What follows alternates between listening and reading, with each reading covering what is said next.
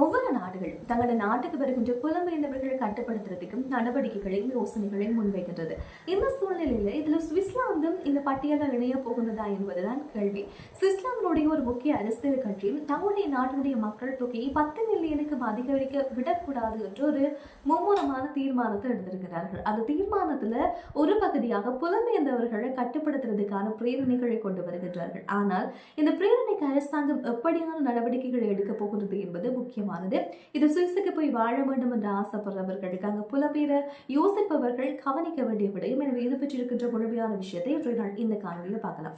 சுவிட்சர்லாந்துடைய மக்கள் கட்சி ஒரு யோசனையை அரசு தரப்புக்கு முன்வைக்கின்றார்கள். எங்களுடைய சுவிட்சர்லாந்தை பொறுத்தவரையில் சனத்தொகை என்பது மக்கள் தொகை என்பது 10 மில்லியனை தாண்டிவிடக்கூடாது என்று ஒரு கோரிக்கையை முன்வைத்து No to 10 million சுவிட்சர்லாந்து என்கின்ற ஒரு பிரேரணையை இப்போது சமர்ப்பித்திருக்கிறார்கள். இந்த பிரேரணையை சமர்ப்பிப்பதற்கு அந்த தரப்பு சொல்கின்ற காரணம் என்னவென்றால் புலம்பெயர்ந்தவர்களுடைய எண்ணிக்கை சுவிட்சர்லாந்து அதிகரித்து வருகிறது. இதன் மூலமாக சுவிட்சர்லாந்தில் வீட்டை பெற்றுக் கொள்வது கடினமாக இருக்கிறது, போக்குவரத்து நெரிசல் அதிகமாக ஏற்படுகின்றது, தொழில் வாய்ப்புகள் எங்களுடைய நாட்டில் இருப்பவர்களுக்கு தொழில் வாய்ப்புகளை பெற்றுக்கொள்வதில் கடினமான சூழல் ஏற்படுகின்றது. எனவே புலம்பெயர்ந்தவர்களை கட்டுப்படுத்த வேண்டும் அப்படின்னு சொல்லி இந்த பிரேரணை இவர்கள் கொண்டு வரார்கள். ஆனால் இதுக்கு சுவிட்சர்லாந்தினுடைய அரசு தரப்பு எவ்வாறான நிலைப்பாட்டில் இருக்குது என்பதுதான் முக்கியமான விஷயம். இதுக்கு சாதகமான பதிலை சொல்ல போகின்றார்களா என்று கேட்டால் கண்டிப்பாக கிடையாது.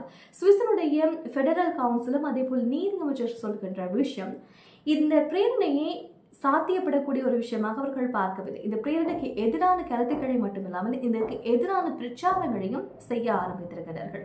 அதுல முக்கியமாக இந்த பிரேரணை நிறைவேற்றப்படுமாக இருந்தால் இந்த கட்டுப்பாடுகள் நடைமுறைப்படுத்தப்படுகின்ற நேரத்தில் ஐரோப்பிய ஒன்றியத்தோடு செய்திருக்கின்ற ஒப்பந்தங்கள் இருதரப்பு ஒப்பந்தங்களில் நிறைய பாதிப்பை இது கொண்டு வரும். அதனால் இதை நிறைவேற்றுவது சாத்தியம் கிடையாது என்று சொல்லியிருக்கிறார். அதே நேரம் இன்னொரு விஷயத்தையும் அவர் தெளிவுபடுத்தியிருக்கிறார். குறிப்பாக புலம்பெயர்ந்தவர்களை கட்டுப்படுத்துவதன் மூலமாக தங்களுடைய நாட்டில் மருத்துவத்துறை பெரிய அளவில் பாதிக்கும். அதே போல கிராமப்புறங்கள் இதன் மூலமாக கடுமையான தாக்கத்தை எதிர்கொள்ள நேரிடும், பணியாளர் பற்றாக்குறை எல்லாம் வரும். எனவே இதை நடைமுறைப்படுத்துறது சாத்தியமான ஒரு விஷயமாக இருக்காது அப்படின்ற விடயத்தை அவர்களுடைய தரப்பு அரசு தரப்பிலிருந்து சொல்ல ஆரம்பித்திருக்கிறார்கள், பிரச்சாரம் செய்ய ஆரம்பித்திருக்கிறார்கள். இந்த விஷயம் புலம்பெயர்ந்து சுவிஸுக்கு போய் வாழணும்னு ஆசைப்படுறவர்களுக்கு ஒரு சாதகமான ஒரு குறியீட்டாக பார்க்கலாம். அதே நேரம் ஒருவேளை இது நடைமுறைப்படுத்த முற்படுகின்ற நேரம் நிபுணர்கள் சொல்கின்ற விஷயம் இந்த திட்டம் கொண்டு வரப்படமாக இருந்தால் இது சுவிட்சர்லாந்துக்கு தான் பெரிய பாதகத்தை ஏற்படுத்தும். எங்களுடைய நாடு பொருளாதார ரீதியாக பெரிய அளவில் அடி வாங்கும்.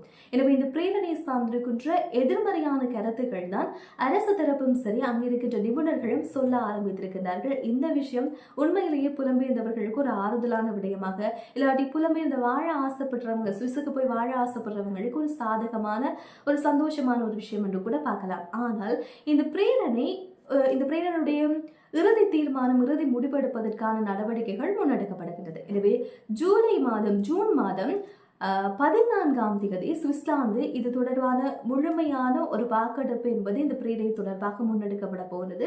அது முன்னெடுத்ததுக்கு பிறகுதான் இதுல எவ்வளவு பேர் இந்த பிரேரணைக்கு ஆதரவாக இருக்க போகின்றார்கள், எவ்வளவு பேர் இந்த பிரேரணைக்கு எதிராக இருக்க போகின்றார்கள் என்று முக்கியம். இதுல ஒன்று தெரியும், எத்தனை பேர் புலம்பெயர்ந்து தங்களுடைய நாட்டுக்குள்ள வருகின்ற புலம்பெயர்ந்தவர்களை ஆதரிக்க போகின்றார்கள், எத்தனை பேர் இந்த புலம்பெயர்ந்தவர்களை கட்டுப்படுத்துவதில் இறுக்கமான முடிவோடு இருக்க போகின்றார்கள் என்பது ஜூன் மாதம் 14ஆம் தேதி தெரிய வரும்.